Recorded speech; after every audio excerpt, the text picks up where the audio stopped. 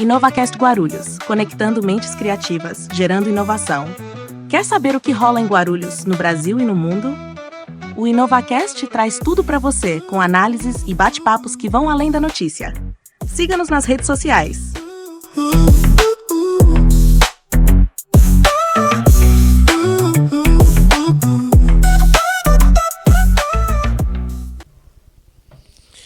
Olá, boa noite a todos novamente, muito obrigado pela companhia e eu vou pedir sempre para vocês que vocês curtam, comentem e compartilhem e também se inscrevam no nosso canal para dar uma forcinha pra gente aí, tá bom? Muito obrigado pela audiência e a companhia.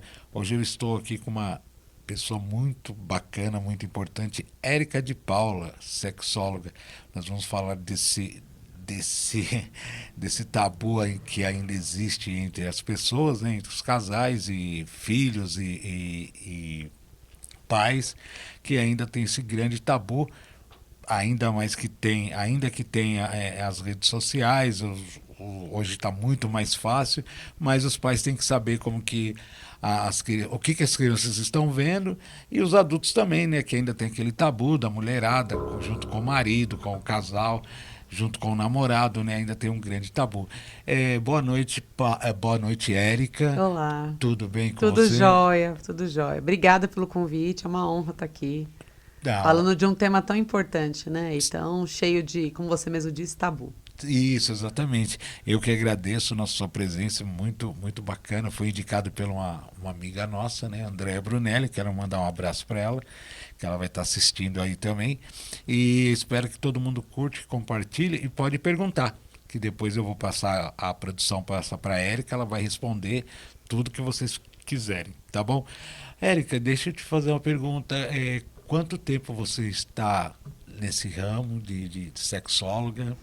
Olha, o ano que vem, atuando e atendendo de maneira exclusiva, 10 anos, né? 10 anos. Eu sou formada há 20, mas durante um tempo da minha trajetória profissional, eu trabalhei em RH, e aí depois fui mãe, aí fiquei um pouco reflexiva sobre a vida, né? Sobre Sim. se aquilo que eu estava fazendo estava de acordo com o que eu realmente queria quando eu escolhi psicologia há uns aninhos atrás. E aí, em processo de terapia, eu decidi começar a tentar migrar de área. Então, saí da área de recursos humanos, comecei a atender, né, na área de saúde mental no geral, e fui fazer especializações na área da sexualidade. Aí eu fiz pós, fiz aprimoramento, e hoje o meu foco meus atendimentos é quase 100% voltado à área da sexualidade e também agora a área da neurodiversidade, né? Eu sou mãe de uma criança atípica, meu filho é autista, e depois que veio o diagnóstico dele, eu fui estudar, entender como é esse funcionamento, até para poder ajudá-lo e educá-lo sexualmente, né? Perfeito. Então, hoje eu também olho para essa área, assim. Então você é formada em psicóloga também? Eu sou psicóloga. Psicóloga. Eu sou psicóloga, Que sim. bacana. Mas psicologia e depois aí você foi pós-graduada? Aí eu fiz psicologia, na época eu fiz pós-graduação em gestão de recursos humanos, aí eu comecei, acho que eu quero migrar de área, aí eu fiz sexualidade, né, sexualidade humana, pós-graduação, e aí depois veio o Ramon, o nascimento dele, veio o diagnóstico, aí eu fiz pós-graduação em análise do comportamento aplicado, psicopedagogia, neuropsicologia. Mas sem abrir mão da sexualidade. Perfeito. É só para ter uma visão mais ampla, né? No caso de pessoas neurodivergentes. Érica, para os nossos seguidores entenderem, o que é uma sexóloga? Uma sexóloga é um profissional que vai falar, atender e elaborar tanto estudo quanto também intervenção terapêutica voltada à área da sexualidade humana. A gente tem ginecologistas que são sexólogos, fisioterapeutas que são sexólogos, psicólogos que são sexólogos, e também psiquiatras que também atendem dentro dessa área, né? Então, é uma área dentro da área da saúde e que é multidisciplinar. Então, não é apenas os psicólogos que podem fazer essa formação. Outros profissionais da área também podem para atender de acordo com a demanda. A minha demanda é quando vem pessoas individualmente, ou até mesmo casais, que por alguma questão psicológica não conseguem ter uma boa vivência na área da sexualidade. Ou tem dor, ou tem dificuldade de segurar ali ejaculação, ereção, muita questão de desejo, muita questão de trauma. Quando se tem ali histórico de abuso também sexual e traz uma disfunção enquanto adulto. Então, essa é a área que eu atuo, na área de como que o psicológico ele é afetado dentro da área da intimidade. Qual o maior mito que existe da sexualidade? Ai, tem tantos. Um assim que é corriqueiro, assim, que Mas você pega. eu acho que é legal falar, que é a questão da menopausa, né? Acho que as pessoas estão falando um pouco mais agora sobre menopausa e tem esse mito de que a mulher, quando menopausou, acabou o desejo. E é mentira. O que acaba, na verdade, ali é a capacidade hormonal que pode facilitar o desejo da mesma. Mas o desejo, ele é multifatorial. Ele também vem de um aspecto de crença, vem também de um aspecto de se autodesejar, vem de um aspecto de estar descansada, de estar se sentindo bem dentro do relacionamento. Então, não é toda mulher que menopausou que vai ter efeito colateral da menopausa. Ela vai ter um efeito colateral ali da lubrificação natural, que deixa de ter, precisa realmente ali do lubrificante. Mas, no demais, é uma nova fase que começa. E pode ser uma fase muito boa se a construção da sexualidade para ela foi muito boa lá atrás. Se ela teve questões, é muito provável que essas questões se arraste para a menopausa. Que aí tem aquela crença, né? Ai, chegou na menopausa, acabou. Não acabou. Entendi. Ô, Érica, uma curiosidade, eu já ouvi falar, não sei, não tem, mas acho que foi pesquisas que fizeram. É verdade que eu acho que, eu não sei se é um mito, a cada 10 mulheres, só 8 ou só 2 têm orgasmo? É um pouco menos, mas é uma verdade. Hoje a gente fala de 10 para 6. Caramba! Ainda tem uma pesquisa que se chama-se Estudo da Vida Sexual do Brasileiro. Foi dirigido pela doutora Carmita Ábido. Foi uma professora minha, no aprimoramento que eu fiz na USP. Esse estudo fala das 3 principais disfunções sexuais entre mulheres. A principal da brasileira é a baixo desejo sexual. Em algum momento, mulheres em idade reprodutiva vão ter baixo desejo. Tem uma estimativa aí de 55% a 60%. Tem essa questão. O orgasmo também fica em segundo lugar. É a dificuldade de chegar lá. E essa dificuldade, ele aponta mais ou menos de 30% a 35% das mulheres têm essa dificuldade. Ou tem apenas de uma determinada forma, uma determinada posição, ou nunca tiveram. E aí, em terceiro, mulheres que têm muita dor no ato sexual. Chega a ser até 15%. Que aí a gente está falando sobre o vaginismo, quando a vagina contrai e não impossibilita ali, ou possibilita muito pouco ali a penetração, causando muita dor e incômodo. Então, é um número ainda muito alto, essa questão do orgasmo, essa dificuldade das mulheres chegarem lá. E parte disso é porque elas não se conhecem, né? Tem muita... Você falou de tabu, né? De crença, dessa coisa de, a masturbação é errada, não se pode tocar. E, na verdade, é um caminho para que ela possa se descobrir e até orientar ali as suas parcerias afetivas. Mas eu ia perguntar justamente isso, o autoconhecimento. Mas isso é um tabu delas? Elas não têm vergonha de falar sobre isso? Tem vergonha de se tocar, alguma coisa desse tipo? Na verdade, é um tabu desse desconhecer sobre si mesmo. Até porque ninguém fala pra gente, né? Não, você pode se tocar, você pode se masturbar, isso é saudável. Agora que você vê esse movimento nas redes sociais. Mas, assim, a minha geração, né? Eu sou uma mulher de 40, um pouco mais de 40 anos, eu não via isso, né? Então, a gente ouvia, tira a mão daí, fecha essas pernas, isso é feio, isso é chato. E na adolescência, adolescência e juventude foi muito mais marcada ali. em conteúdo. Na época, a revista se vendia muito mais, tinha um apelo muito maior do que hoje tem as redes sociais. Era muito mais em oferecer o prazer para a parceria e não para se conhecer. Então, tinha aquelas revistas, né? Como conquistar o seu homem, como fazer a melhor posição, como fazer isso. E para a mulher ali, quase que nada. Então, muitas ainda estão presas nisso. Se eu tenho alguém, então não preciso me tocar. Não faz sentido, se sentem mal, se sentem como se estivesse traindo ou coisas do tipo. Algumas marcadas por questões de crenças, de que isso é feio, isso é sujo, isso é errado, né? E dependendo do dogma religioso, né? Cai no conceito de pecado. E outras até tentam, mas por conta de uma vida totalmente corrida e super ansiosa, acabam até tentando se tocar, se conhecer, mas não conseguem chegar lá. Nossa, entendi. E o que você sugere para os pais, né, ter uma conversa assim saudável com os filhos nessa transição aí para adolescência, que o homem é mais fácil, né? O homem é muito mais fácil de se conhecer, ele vai lá e faz, se masturba e tá tudo bem. E a mulher, questão da mulher, o que você aconselha? Olha, eu aconselho, assim, quando se trata, de pais com seus filhos, a educação sexual é bem desde sempre, assim, né? Os meus meninos, assim, foram educados desde sempre a entender que eles têm no meio das pernas ou pênis ou uma vagina. Então, de entender qual é o nome, de reconhecer e de saber que ninguém pode colocar a mão ali. Então, a gente vai, desde pequeno, ensinando, né? E aí, quando vai chegando uma determinada fase, aquela da adolescência, da pré-adolescência, a gente já falou sobre sexo, já sabe que não tem de cegonha nem nada, já falou sobre camisinha. E aí, a gente vai perguntar como é que, se teve ou não teve, encaminha pro médico, né, para ter esses primeiros exames, depois da primeira relação, né, sendo uma relação ali heterossexual. E aí a gente sempre tenta sondar, até porque a gente não precisa invadir o espaço, né, do adolescente ali, e fica até uma situação meio esquisita, né? Sim. Aí você gozou, né? Uma mãe falando assim pro filho, até meio estranho, né? Sim.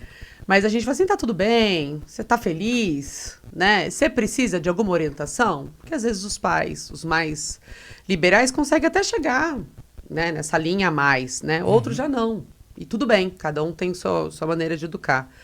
Mas sempre é importante deixar uma porta aberta de que qualquer dúvida, qualquer problema, esses pais estão ali. Então, se acontecer alguma situação e você foi assediada, você tem que seus pais para contar. Se acontecer alguma situação e você se sentiu desrespeitado, você tem que seus pais para contar. Se acontecer uma situação e você está com dúvida sobre se você vai menstruar ou não, se engravidou ou não, você tem seus pais para contar. Porque se de repente esse adolescente, esse jovem sentir alguma dificuldade, ele pode não simplesmente abrir o jogo, mas ele vai pedir para o pai e para a mãe procurar alguém que possa orientar ele dessa maneira.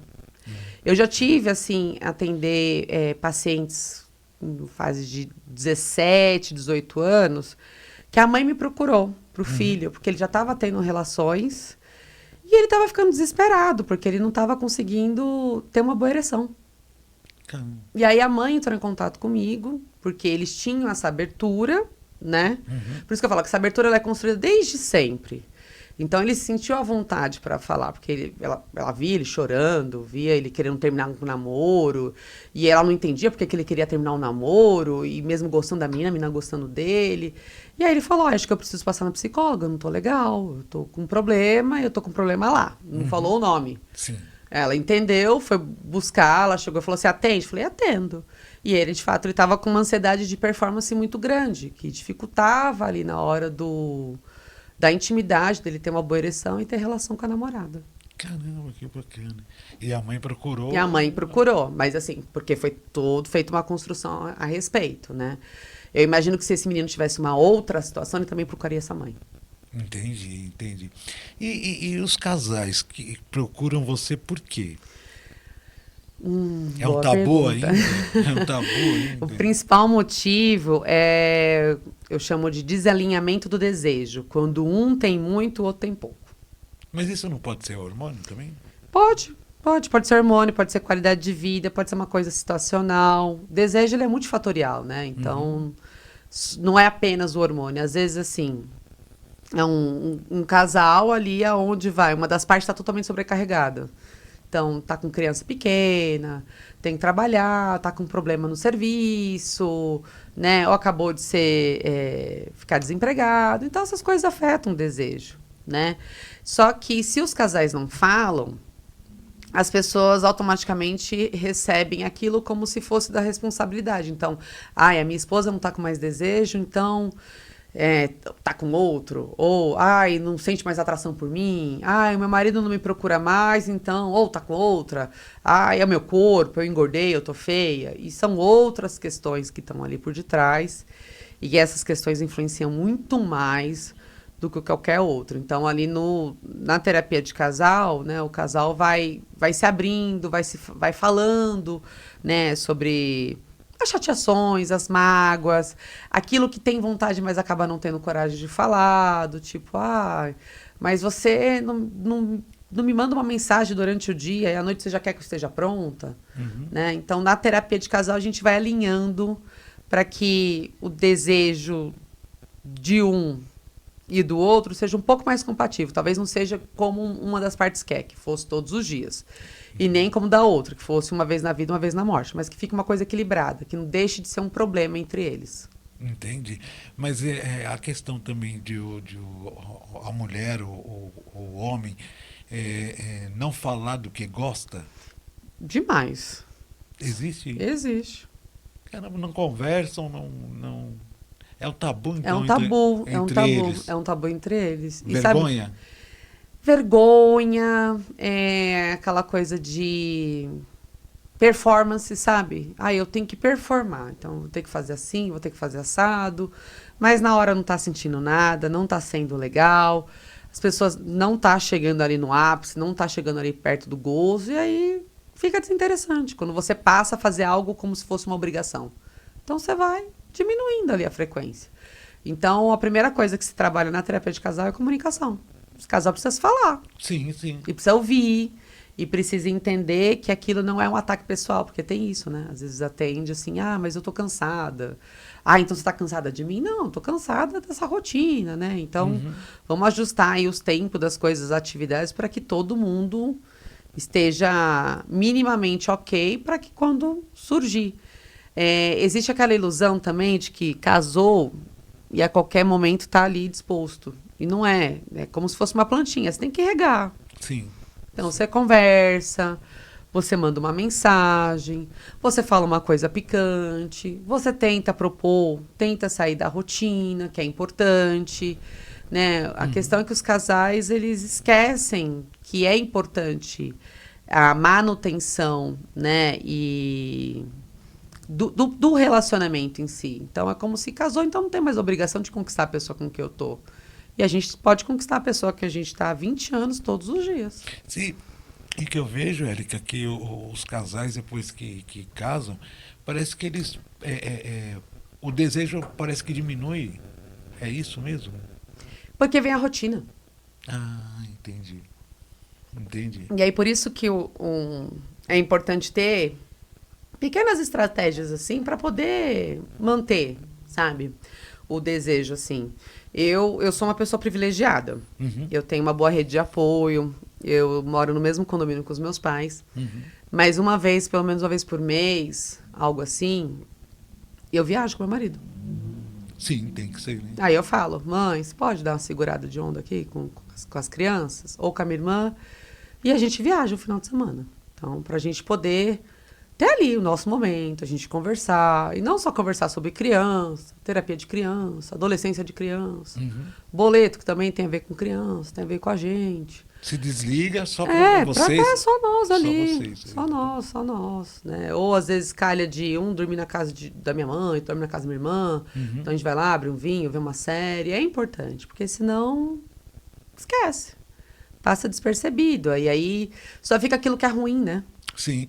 Aí, gente, vocês estão nos ouvindo aí, estão nos seguindo, pega a dica dela aí, ó. Tem que ter um tempinho pro casal. Esquecer um pouquinho dos boletos, esquecer um pouquinho... Não diretamente esquecer das crianças, mas deixar as crianças lá com o pai, com a mãe e ter um tempo para vocês aí. É uma dica que ela está dando aí, eu acho muito importante essa dica. Outra pergunta, outra curiosidade que eu queria tirar com você. Eu já fui casado 6 vezes, né?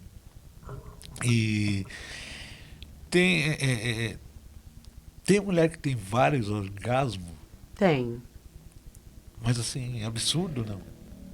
Ah, o que que seria absurdo? Vamos lá, vamos colocar lá, eu não sei. Os múltiplos ali? Os Tipo, múltiplos. tem.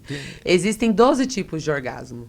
12 tipos? 12 tipos. Esse é até um conteúdo que eu tô fazendo bem forte nas minhas redes sociais, que eu vou estar lançando um curso que eu já tinha feito anteriormente, né? De como ajudar as mulheres com técnicas e dicas para chegar ao orgasmo. E agora, como vivenciar esses 12 tipos, né? E o orgasmo múltiplo é um deles, assim. Então, tem mulheres que vão ter? Sim. Todas vão ter? Não. Ah, mas qual que é a diferença daquelas que têm para aquelas que não têm? Elas se conhecem. Elas se conhecem, elas se masturbam, elas têm brinquedos, elas usam jaizinhos, elas desligam a cabeça na hora do momento que estão ali, elas orientam a parceria a continuar a estimulação para que ela consiga chegar um pouco mais. Então, essa é a diferença. E é normal, né? Ter os brinquedos, né? Normal, a gente faz parte. Faz parte. É algo que a tecnologia veio para favorecer, né? Às vezes tem. As meninas me mandam nas redes sociais, né? Ai, meu namorado tem ciúmes do meu vibrador. Eu falei assim, pô, seu namorado precisa fazer terapia. Como é que ele tem ciúmes de uma coisa que liga e desliga? Um negócio de plástico, silicone. O problema não é o vibrador, o problema é ele, né? Sim, sim, sim. Tem baixa autoestima. E o homem te procura muito também? Procura. Eu atendo mais homens com questões relacionadas ou à dificuldade de ter e manter ereção ou ejaculação precoce. Às vezes eles vêm assim, eu tenho baixo desejo. Mas aí o tempo que eu já atendo, eu penso, não é só baixo desejo, não. Tem alguma outra coisa ali por detrás. E aí esse baixo desejo vem como um mecanismo de defesa. Porque se ele está tendo relação, ou ele está broxando, ou ele está ejaculando rápido, não é interessante. É frustrante. Então, como é que a gente vai desejar algo que se frustra? Então, eu paro de desejar. Então, o baixo desejo, ele é uma disfunção, mas ele é uma disfunção secundária. É um mecanismo de defesa. Aí eu vou conversando, aí vejo muito questões de ansiedade, distorções cognitivas, percepções distorcidas sobre si, sobre o próprio relacionamento, questões, muita crença sobre a própria masculinidade. E aí vai fazendo um trabalho psicoterapêutico, aí eles ficam ok. E a ejaculação precoce? O que é? Ela está muito relacionada à ansiedade. Acho que 99% dela é questão de ansiedade. Às vezes, aquela educação, né? Ou a ausência dela, do menino que está se conhecendo, e aí está assistindo um filme, e aí está com medo de alguém chegar no quarto e ver, e aí vai se masturba de uma maneira muito rápida, porque sempre está nessa coisa de que em algum momento alguma coisa errada vai acontecer, alguém vai ver, e meio que condiciona. Então isso vem... Vem lá de trás. Entendi. Vem lá de trás. E isso você trata também? Também. É tudo da mente, né? Não tem jeito. Né? Nossa cabeça é nosso maior amigo e pior inimigo também. Sim, sim. Puxa, melhor a primeira opção. É perfeito.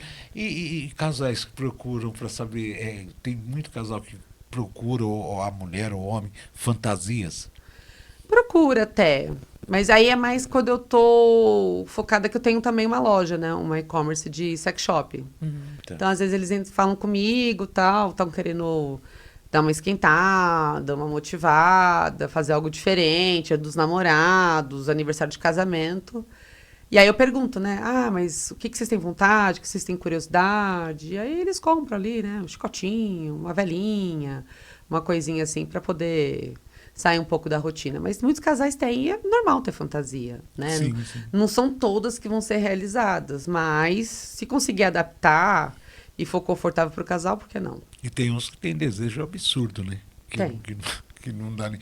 depois, acho que a Duda trouxe um livro, a gente vai comentar sobre esse livro, queria que você comentasse depois, ela vai falar depois. E deixa eu te perguntar, é aquela pessoa, ou homem ou mulher, está muito tempo sem namorar e aí ele tem dificuldade ou medo ou receio de se relacionar porque está muito tempo sem um relacionamento e quer voltar e tem medo de ter um baixo desempenho e se frustrar. Como que faz? Olha, pior que esse é o tipo de situação que a gente só consegue fazer fazendo, né? Uhum, Porque o sexo é uma coisa assim, quanto mais a gente faz, é gostoso, mais vontade a gente tem de fazer. uhum, Se a gente fica um tempo sem, a gente vai se acostumando sem ele. uhum, E aí, nesse acostumar sem, quando se vê, já se passaram um tempo, né? Dá esse receio de não ser bom o suficiente e não ser bom o suficiente para outra pessoa. Então a pessoa começa a ficar com medo até mesmo de se relacionar. Se ela tem um histórico de disfunção, né, um homem que ejacula rápido, tem dificuldade de ereção, ou a mulher que tem uma dificuldade ali de se lubrificar, de ter um orgasmo, ou de ter dor, esse tempo vai ficando cada vez maior porque tem medo de repetir essa sensação de frustração que virou o sexo. uhum. Então chega um momento que eles até deixam de procurar gente para se relacionar. Caramba. E deixa eu te fazer uma pergunta. A traição, né? A traição, o desejo é natural, a traição é cultural, né? Agora eu te pergunto, o casal não, o homem ou a mulher, que ele procura outro fora do casamento, do relacionamento, você acha que é o quê? É o que ele no sexo não achou dentro de casa? Eu acho que não. Não? Não, porque eu já vi, já atendi, assim, casais que vieram até por questões de traição, né? Ah, Uhum. traiu, a gente tá com dificuldade de resgatar, né? E aí a gente pergunta, né, o que aconteceu, né? Até pergunta pra pessoa que traiu. E nem sempre tem essa questão da falta do sexo. Uhum. Às vezes a pessoa tá ali com uma questão de autoestima mesmo, sabe? Com aquela necessidade de ser validada, Tá. valorizada por terceiro, né? Assim, de ter o ego alimentado, Uhum. né? E aí isso acaba sendo uma justificativa para ela. Não que isso deve ser também aceito pela outra parte, porque aí cai nessa questão da confiança, o que se resgata, o que não se resgata.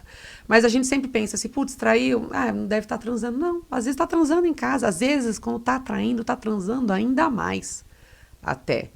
E outras questões é que acaba mexendo nessa coisa do compasso do casal, né? Uma coisa que eu vejo, um recorte meu, né, dos meus atendimentos clínicos, traição financeira.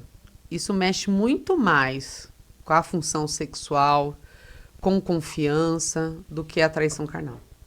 Entendi. Porque eu penso assim, né? Porque a traição, ela vem até de uma mensagem, né? Porque o sexo é só físico, né? Então, acho que a traição também vem de uma mensagem, de umas conversas, Sim, né? Então, sim, sim. o ato o ato sexual é só físico, né? Sim, sim, sim. Então, eu acho. E o que você acha? Já foram procurar você também, falar de relacionamento aberto? Já. De casais, assim, não monogâmicos, né? Só que a gente via sempre que tem um que é mais e outro não, Uhum. né? Pelo menos a minha realidade. De um ali tentar acompanhar, né, a parceria para não perder o relacionamento. Isso é a maior furada. Vai dar problema. Vai dar problema. Dá problema daquele dos grandes, né? Porque você vai bancar, ali você vai falar que tá tudo bem. Mas você vai bancar ali a sua esposa ou seu namorado dizendo, então, hoje eu marquei um encontro. Complicado, né? Complicado.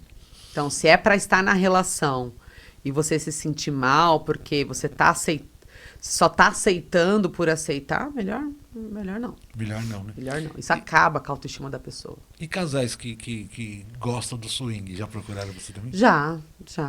E aqui tá em quatro paredes, tá combinado, tá tudo certo, né? Então, já vieram naquela coisa de, então, a gente não sabe se estamos prontos para isso. A gente só sabe se está pronto se a gente tenta. Você pode ir na casa de swing, você vai fazer nada. Você pode tomar uma cerveja e ver o pessoal lá. Sim, sim. Eu acho, se for para até participar, eu acho que tem que ter uma preparação muito... Tem que conversar, né? E tem que estar muito bem Alinhar. preparado, Sim. psicológico, né? Porque eu, no caso, não conseguiria, não aceitaria.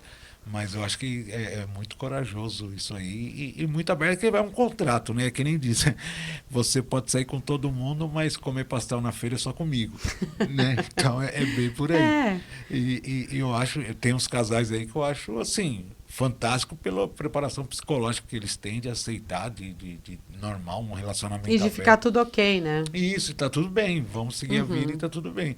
Eu acho que não é errado, tá tudo certo, cada Não, um. tem que, assim, você tem essa vontade, quer testar, testa, mas vai conversando desde sempre, E né? vai dar ruim depois. Se não conversa ou tá fazendo isso, é porque é aniversário de casamento, aniversário dele ou dela, eu quero dar isso. Não, Vai dar ruim. vai dar ruim. Não faça isso. Puxa vida. Duda, você tem alguma pergunta para ela? Pergunta não. Mas Não é mais. Eu trouxe um livro que Hum. se chama Desejo. Que não sei se você acompanhou, mas sabe a série Sex Education? Uhum. Sabe a terapeuta Sim, sexual? A sim. atriz que fez, ela que escreveu o livro. Ah, que E ela legal. reuniu cartas de mulheres de todo mundo sobre fantasias que elas têm. Que e dos legal. desejos delas. Eu pontuei 3 aqui que eu achei interessante, que são mais curtinhos. Depois eu quero saber o nome desse livro, eu fiquei interessada, eu não conhecia. Né? E tem um que teve 2 que me chamou muita atenção, né? Que eu vou ler aqui. fala um pouquinho perto do microfone. Minha fantasia é ser desejada. Parece estúpido, mas como fui uma criança e uma adolescente cheinha e não muito bonita, a ideia de ser desejável é pura fantasia. Ter alguém que me deseje obscenamente, ter alguém que vá às lágrimas ao me ver nua, que enlouqueça ao espiar meu peito ou a curva da minha panturrilha quando uso salto, a ideia de ter alguém que me deseje desesperadamente me excita. Talvez seja uma fantasia de poder. De qualquer maneira, gostaria que fosse verdade. Eu lendo o livro, eu reparei que muitas mulheres, claro, tem os desejos, os fetiches estranhos, mas eu reparei que muitas mulheres têm apenas esse desejo de ser desejada. Sim. O que você poderia falar sobre isso? O que você acha? Eu acho que todo mundo gosta, né, da ideia de ser desejada, né, de ser alguém que é um ponto de atenção para alguém. Mas por que mulheres têm esse tipo de desejo e homens não? Né? Porque a gente foi educada a sempre colocar desejo, sexo num pacote de romance. Então, a gente é educada a ter que o desejo vai ser algo vindo de fora para dentro e não do contrário, de dentro para fora. Se eu me desejo, eu abaixo a expectativa de que eu tenha que despertar algo abrupto no outro. Eu estou muito bem comigo, né? Então, eu acho que para mulheres essa coisa do se sentir olhada, desejada, fazer a pessoa perder a cabeça, é muito da forma como a gente foi socializadas, educadas, né? Que alguém vai nos validar, alguém vai nos escolher. E a gente não se escolhe, a gente não escolhe ninguém. Como é que está o nosso protagonismo nisso? Né? E aí, no caso dela, que ela traz esse histórico, né, de que ter tido uma infância ali provavelmente marcada por gordofobia, um corpo não tão aceito. Então, vem dessa vontade de saciar essa ferida de lá atrás. Será que sacia? Né? Se ela tivesse lugar de fetiche, eu quero que as pessoas me olhem e eu vou ficar ali gostosona e tal. Ótimo, lindo. Só não fique refém disso. Porque a gente ficar refém de algo que é causado de uma ferida num período lá atrás da nossa vida, é muito ruim, porque a gente começa a se modular sempre para tentar preencher um buraco que nunca vai preencher. Não sei se eu respondi. Respondeu. Muito bem. Tem outra? Tem até uma frase que eu marquei, né, que é: sexo bom começa muito antes de qualquer peça de roupa cair no chão. Sexo é expectativa, sexo é saúde, sexo é dor e é a exposição de anos e anos de insegurança e desejo, tudo resumido num ato de paixão e suor. Quando eu era mais jovem, costumava fantasiar sobre fazer amor. Às vezes, ainda o faço, mas com mais frequência. Minha fantasia é ser fodida. Minha fantasia é perder o controle de que não abro mão em outras áreas da minha vida. É ser virada de um lado para o outro no colchão de uma maneira que me faça sentir que sou irresistível para o meu parceiro. Sou uma heterossexual envergonhada. Sinto que Perdi a chance de explorar minha sexualidade aos 20 anos e terei que esperar a próxima rodada, aos 50, que é quando os casamentos começam a se desfazer. Mas me lembro de ter assistido a Borgen, é um seriado estrangeiro, quando era mais nova, e de ter ficado fascinada por Bridget. Costumava pensar nela voltando para casa depois de um longo dia de trabalho no governo, quando então me seduzia e transava comigo na mesa da cozinha, ao som da máquina de lavar e à luz da geladeira, que estava com a porta aberta. Ainda trabalhei essa história na terapia. E não quero. É uma fantasia antiga para a qual retorno em momentos enfadonhos do dia ou logo antes de dormir. Uau! Olha, me fez pensar uma série de coisas, né? E aí, de novo, falando um pouco de como somos educadas. Assim, ela fala de uma heterossexual envergonhada, que ela perdeu a rodada dos 20, que ela tem que esperar os 50. E, na verdade, assim, a vida tá aí, a gente tem que pegar ela e fazer acontecer, né? Então, de novo, essa crença que é colocado principalmente para nós mulheres, e eu vejo isso muito, voltando muito forte, principalmente agora nesse... uma onda um pouco mais conservadora, né? Os Red Piece, esses conteúdos que falam de mulher de alto valor. Então, na concepção dela, já perdeu, né? E não perdeu, porque a oportunidade de vivenciar e explorar as fantasias estão aí todos os dias. E aí, quando ela fala de uma heterossexualidade envergonhada e ela fala desse desejo, me vem em mente a heterossexualidade compulsória, porque todos nós nascemos e aí a gente vai lá, ah, é menina... Ai, vai usar rosa. É menino, vai usar azul. Ai, é menina. Ai, é o namoradinho. É menino. Ai, é a namoradinha. Então, não é falado dessa possibilidade da menina ter uma namoradinha. E o menino ter um namoradinho, né? Ou ter o namoradinho, sei lá, né? Então, talvez dessa vergonha, dessa prisão, também ser parte disso, né? Dessa vontade de estar com uma pessoa do mesmo sexo. E aí vem, mas a rodada dos 20 acabou, porque a gente imagina que isso é uma coisa da juventude, né? De experienciar, de viver. Pelo menos as rodas a qual eu participo, né? As minhas amigas, enfim, eu vejo muito mais a mulherada se descobrindo, até saindo de um armário, depois dos 30. Sim. Depois dos filhos. Porque aí vem essa coisa de um autoconhecimento, da maturidade, né? De perceber, tipo, poxa... eu não sou feliz, isso aqui nunca foi o que eu quis, foi muito mais para atender às necessidades dos meus pais, né? E agora talvez esteja na hora de eu experimentar coisas e de repente se ver ali, com a vontade e amando uma mulher querendo amar uma outra mulher, né? Então possa ser que por parte dessa travazinha dela aí, eu não atender esse desejo. Que, mas era só um filme. Pô, mas ela lembra desse filme até hoje. É um filme que marcou, então, né? É uma série que marcou, que ela usa como escapismo como as coisas estão chatas, né? Então, e ela poderia muito bem vivenciar isso. Todo dia é dia para a gente viver, e viver tudo que é possível. Bom, quando eu li o livro, eu reparei muitas coisas. Primeiro, tem muitas cartas que falam sobre a questão de dominação e submissão. E eu reparei que a maioria das mulheres que desejam ser dominadas e submissas, elas têm cargo de poder. Isso é fato. Que elas Perdeu o controle, isso é fato. Elas são muito controladas e aí o desejo delas é que na hora quando elas vão fazer sexo, que elas alguém assume a isso. Controle.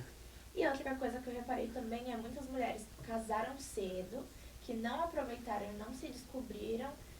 Depois de alguns anos de casado, sente desejo por uma mulher, ou sente desejo de fazer sexo com 3 ou mais pessoas, ou outros desejos que ela não explorou.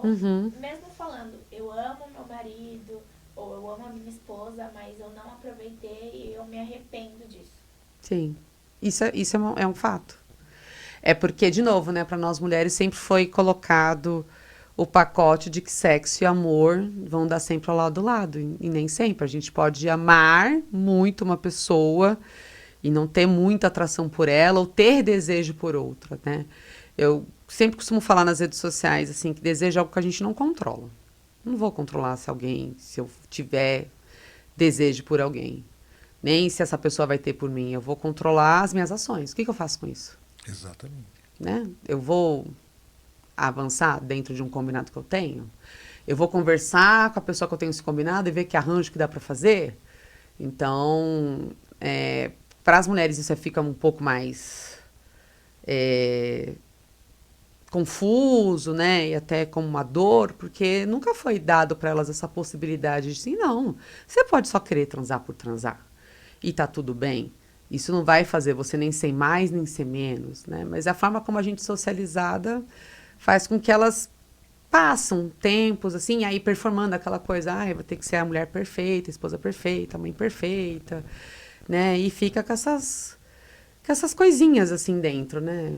Então o tempo passou? Não, não passou, mas você banca agora, né? Realizar isso? Ou não, né? Porque tem muito disso também. Eu banco, eu consigo atender esse desejo? Qual que é a consequência dele também? Perfeito.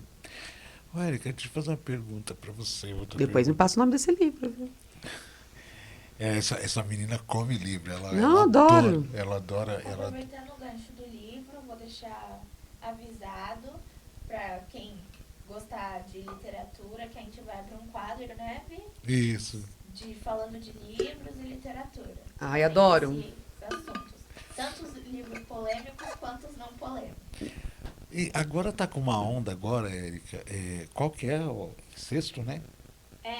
Que a gente estava comentando que agora tem muitos livros que estão romantizando relações incestuosas. Misericórdia. Sério? Sério. Sim, tá. E eu tô ouvindo já nas redes sociais, até uma psicanalista falando que o cara, ele tem um relacionamento com a mãe e é noivo. E ele não sabe como falar pra noiva, pra dispensar a noiva. Mas isso é real ou isso é uma real. história? Meu Deus. Real. E aí ela tava falando, até a Andréa Vermont, ela tava falando que ele ia tirar uns 10 dias na Europa. Aí ela falou, como fosse lua de mel, né? Mas com a noiva, ele falou, não, é com a minha mãe. Meu Deus. Então, absurdo. Então, romantizando isso daí, tá indo. É extremamente abusivo, né? E às vezes uma pessoa, ela nasce, cresce nesse contexto que ela banaliza, naturaliza, né? Eu sempre falo assim, essa coisa do... É abuso, porque alguém tem poder. Sim. Alguém sim. tem poder pelo conhecimento, pelo tempo, pela relação que se tem ali, é mãe e filho. É uma relação que tem uma hierarquia.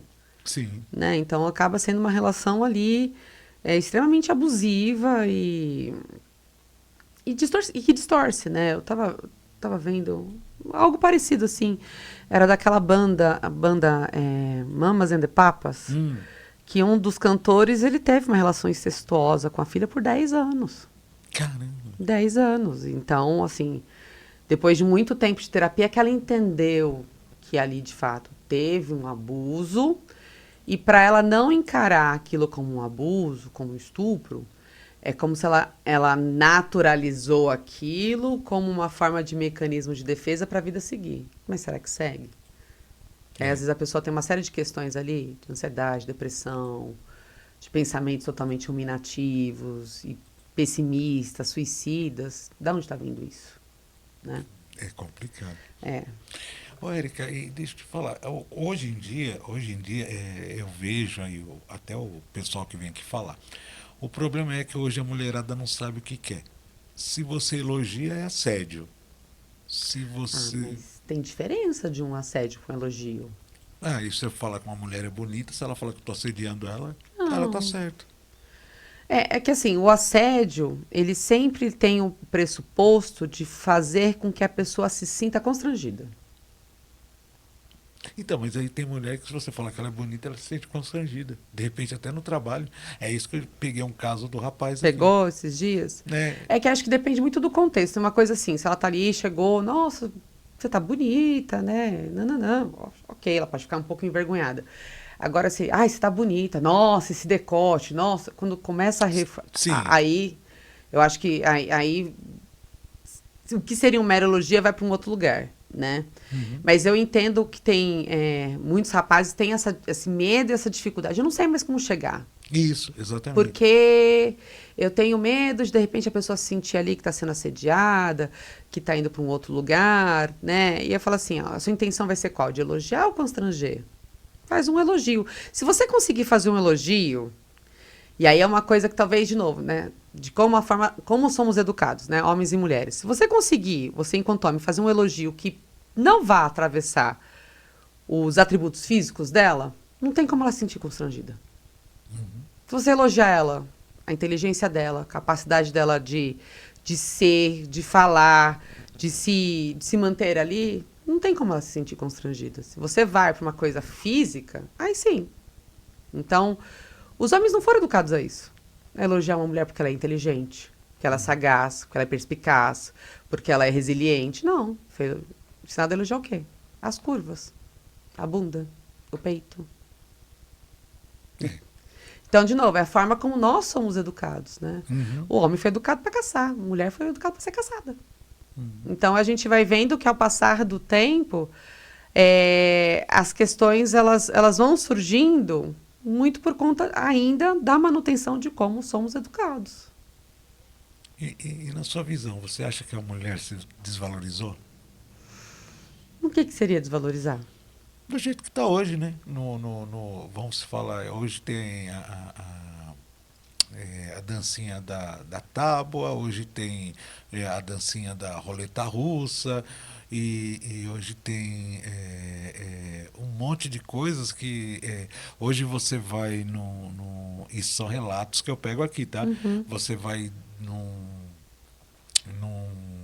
barzinho ou numa balada, tudo, e não tem mais aquele encanto da cantada, que nem na minha época. Você, nossa, demorava 2 semanas, 3 semanas sendo no mesmo baile para poder ficar com a menina que você estava olhando lá semanas atrás. Hoje não, hoje a mulherada...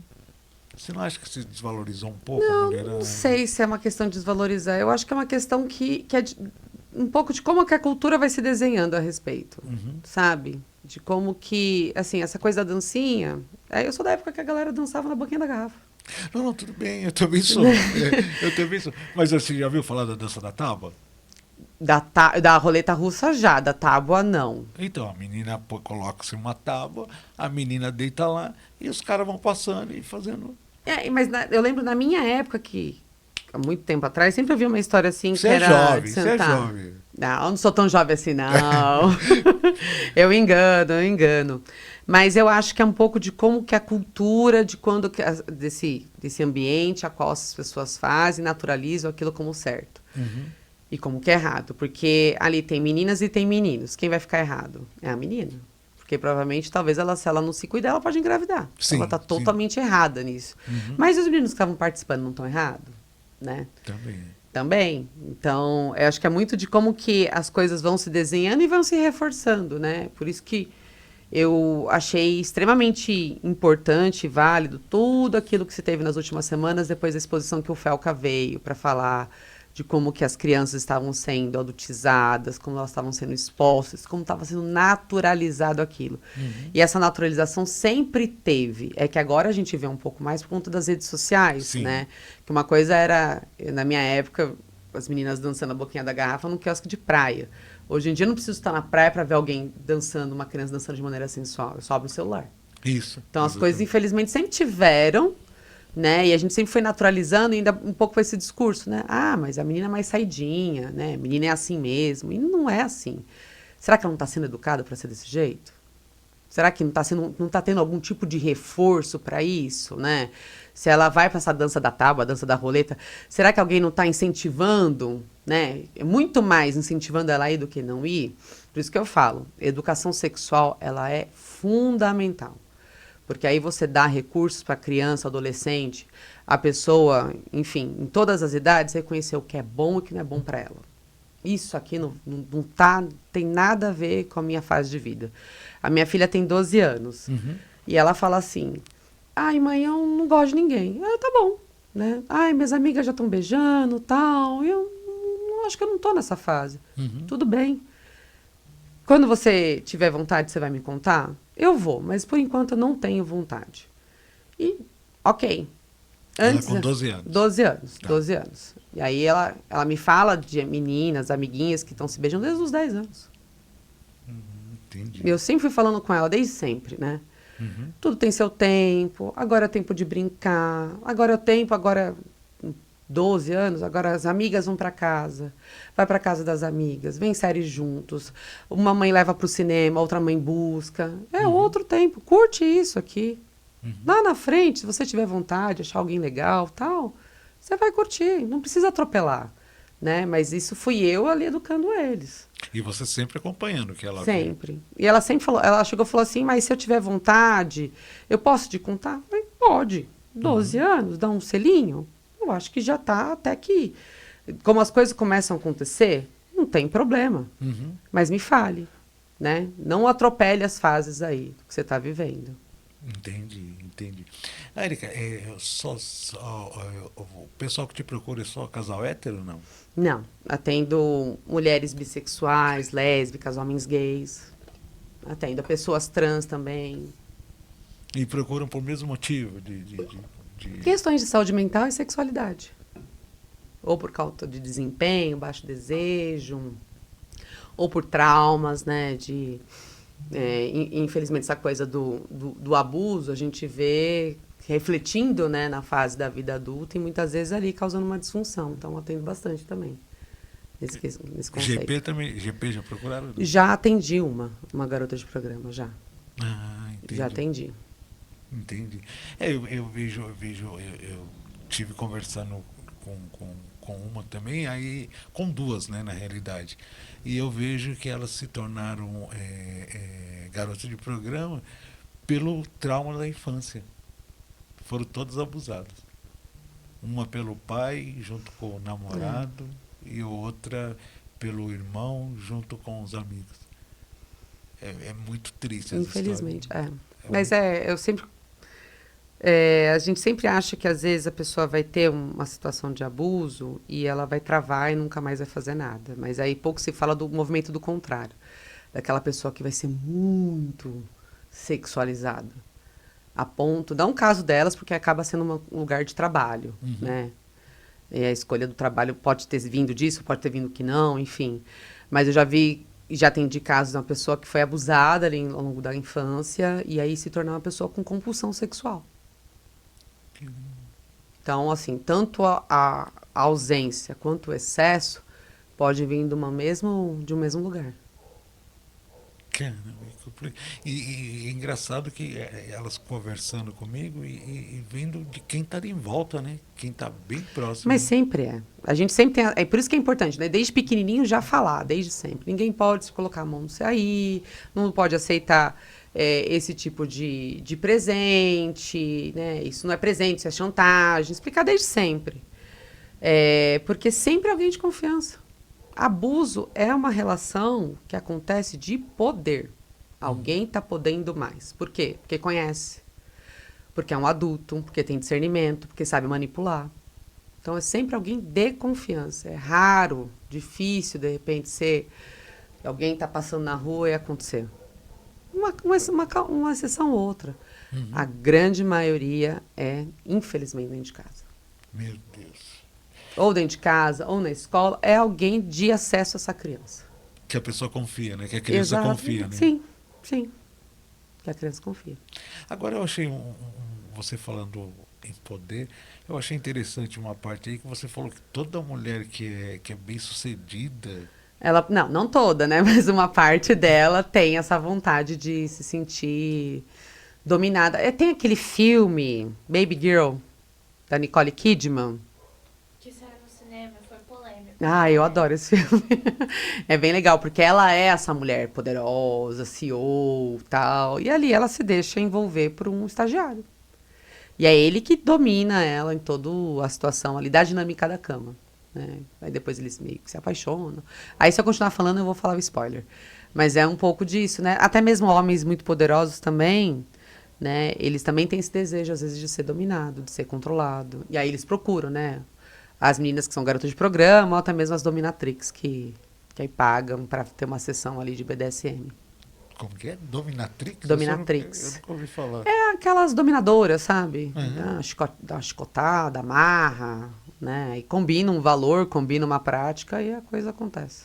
É masoquista, seria isso? Ah, tá. Interessante. Eu não tinha ouvido falar dessa É Dominatrix. Dominatrix. Interessante. Né? Alguém me fala que eu fui na Dominatrix. Eu falo, sei onde você foi agora. Entendi. Mas, Érica, me fala, você falou que está escrevendo um sobre o multi... É um curso que eu vou estar lançando agora, no Dia do Sexo, dia 6 de setembro.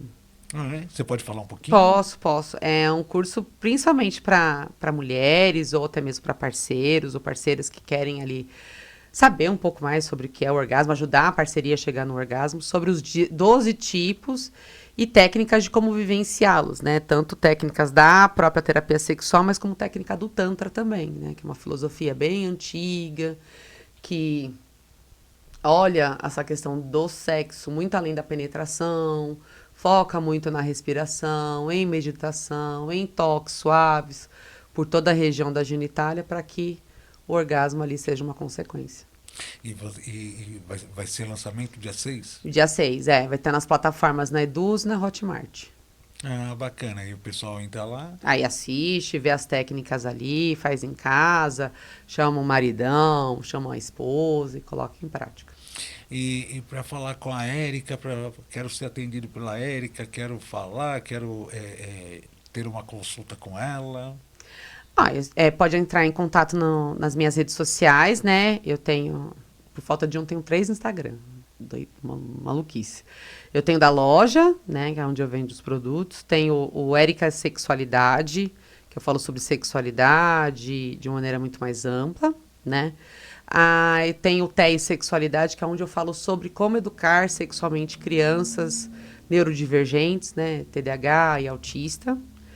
E ali nessa conta eu acabo fazendo muito mais palestra e consultoria com família, né? Não atendimento com criança, assim. É um ou outro que às vezes vem casos de assim, meu filho tá com um comportamento muito estranho, né? Eu não sei se ele foi abusado.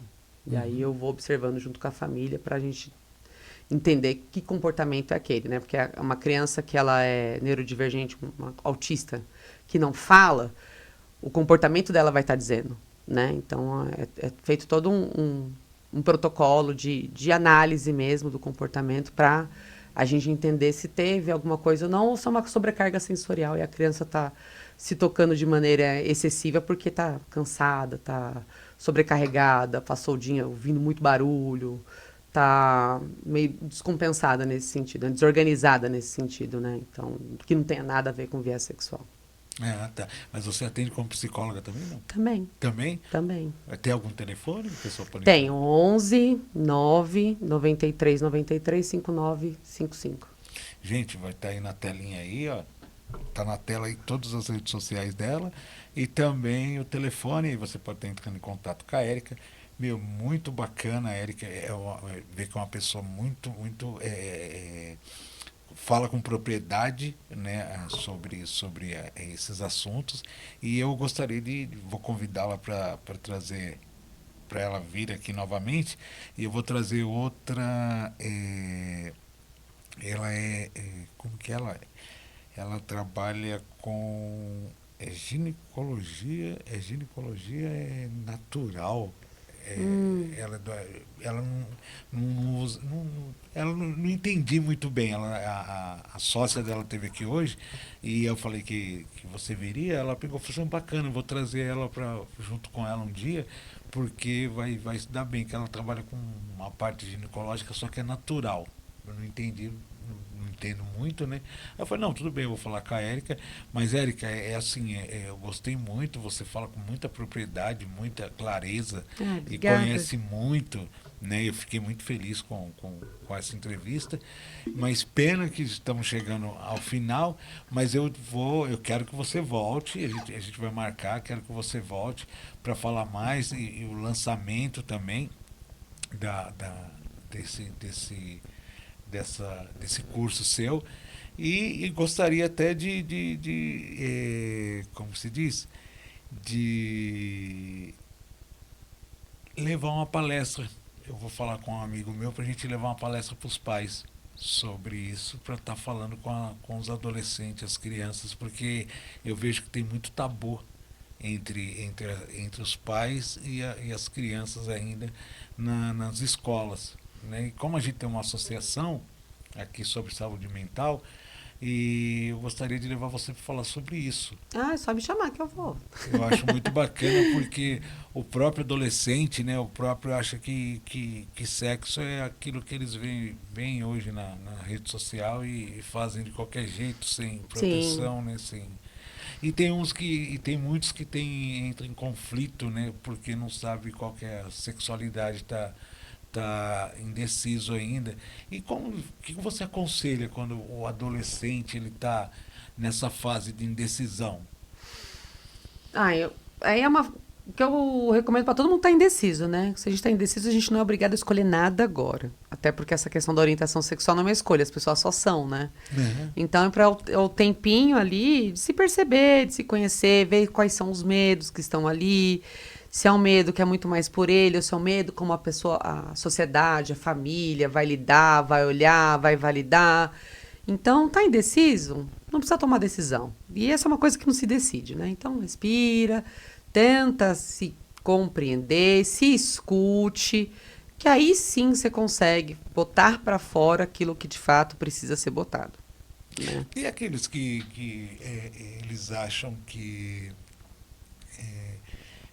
a pressão da família, né? Porque, é homem, aquilo que você falou, homem tem que casar com mulher, tem que se relacionar com mulher. E ele sabe que ele não gosta, ele gosta Eu já tive casos assim, vou até contar um rapidinho. Pode contar, fica à vontade. Foi um atendimento que eu tive com uma moça, ela estava casada há um ano e meio, e ela não tinha conseguido ter relações com o marido. Caramba. Não conseguia. Ia ter, a vagina dela fechava, não entrava nada. Caramba. E ela tinha muita dor, não conseguia. E aí a gente foi conversando, né? Foi fazendo um processo terapêutico ali, anamnese. Só que ela me falou que quando ela era mais nova, com uma amiga, tinha rolado. Né? E elas tiveram relações e tal. E que, de fato, ela gostava de mulheres. Mas ela estava nesse casamento porque ela era da igreja. E por ser da igreja, ela tinha que casar com um rapaz. Uhum. E na época ela namorou o melhor amigo, porque já estava mais fácil. E ela foi acreditando muito que esse amor por ele, por ser o melhor amigo, iria ajudar ela a fazer, em algum momento, se apaixonar por ele. E não aconteceu. Aí eu expliquei para ela que esse vaginismo que ela tinha era como o corpo dela estava se defendendo de algo que ela não gostaria de estar fazendo e vivendo.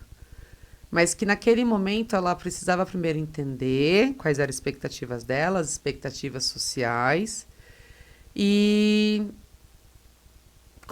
se validar, se ela já não tinha tentado pelos outros, se não estava no momento dela tentar por ela. Porque ela tentou ser uma boa filha, atender as expectativas ali da igreja, e não estava dando certo. Então, será que não era o momento de olhar para ela? Só que é importante também a gente que está desse lado, terapeuta, entender qual é o contexto da pessoa.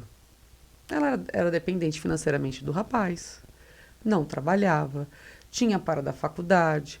Então, durante esse processo da terapia, foi muito para empoderar ela a conquistar a liberdade também, psíquica, financeira, para que ela chegasse e fosse honesta com todo mundo, né? Olha, eu não vou conseguir manter esse casamento, eu tentei. E ele até sabia que ela tinha tido aventuras com outras meninas na época da adolescência.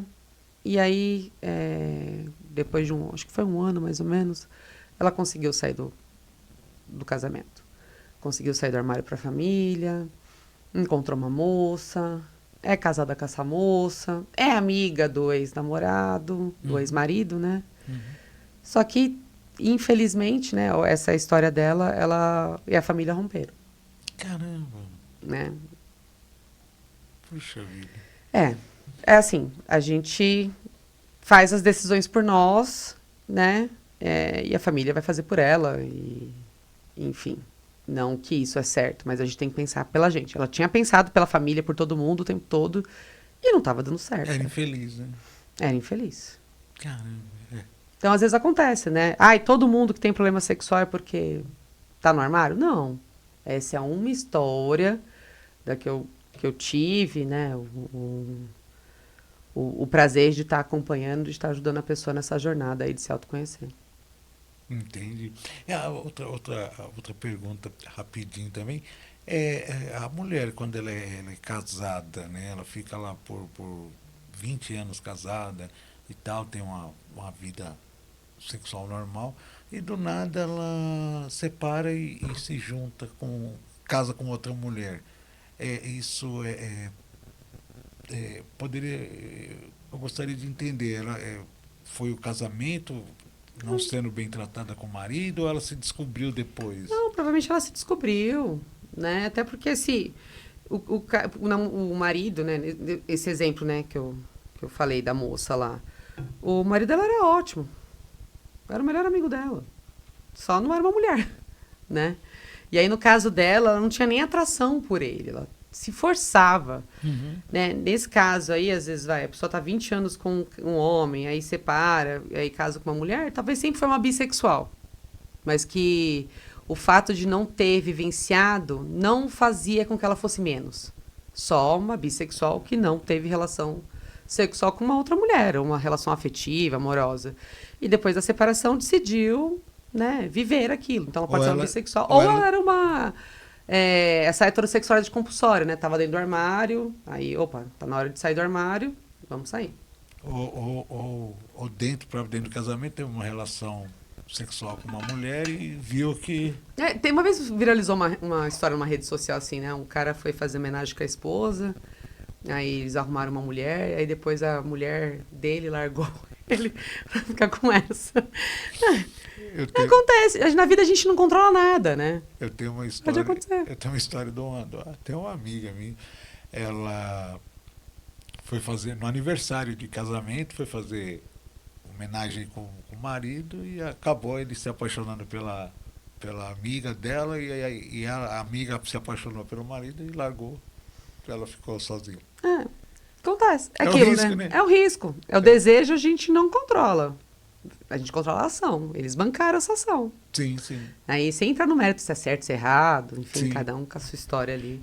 Mas é um risco, viver é um risco, né? Sim, sim. É aquilo que você falou, desejo todo mundo tem que saber o que vai fazer com ele, né? Então é complicado. Eu não arriscaria. Eu não tenho peito para isso, não. Eu não tenho nem peito nem cabeça para isso, não.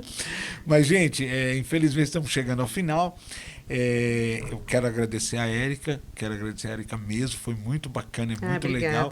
Eu gostaria de trazer você mais vezes aqui. Só chamar. Você até conheceu o professor Miguel, que é o nosso psicanalista, a conhecer o pessoal que está junto com a gente aqui, o Rodrigo, toda a equipe aqui, o pessoal não estava, vai chegar um pouquinho mais tarde. E gostei muito, nossa, gostei muito mesmo, muito bacana, muito esclarecedor. Aquilo que eu falei, você fala com propriedade o que você faz e é isso que a gente precisa aqui. Mas eu gostei muito, Érica. Muito obrigado. Eu gostaria que você deixasse um alô para os nossos seguidores e desse uma dica aí para eles, aquele casal que... Bom, novamente queria agradecer, né, a oportunidade, a possibilidade de estar aqui falando sobre um tema que é sempre tabu, mas é muito importante trazer, né? Até porque falar sobre sexualidade é falar sobre saúde mental e falar sobre qualidade de vida. Quem gostou, me siga nas redes sociais, que todo dia tem conteúdo lá. Tanto no Érica Sexualidade. Entra no Érica Sexualidade, que lá já tem acesso para as demais contas que eu tenho e conteúdos também. Para as pessoas que têm dificuldade em viver, né, a vida plena, a vida sexual plena, busquem ajuda, né?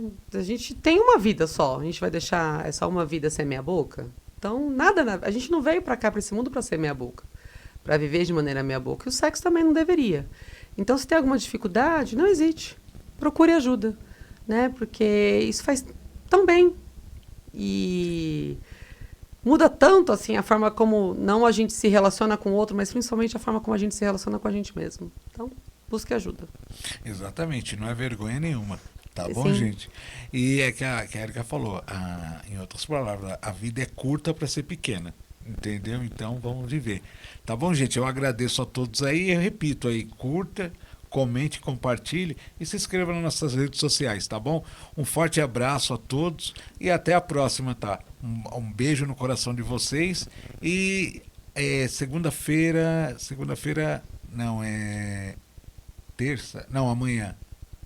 Amanhã nós vamos estar com a psicóloga aqui, tá? Vocês não percam a partir das 18 horas, tá bom? Um beijo no coração e um abraço.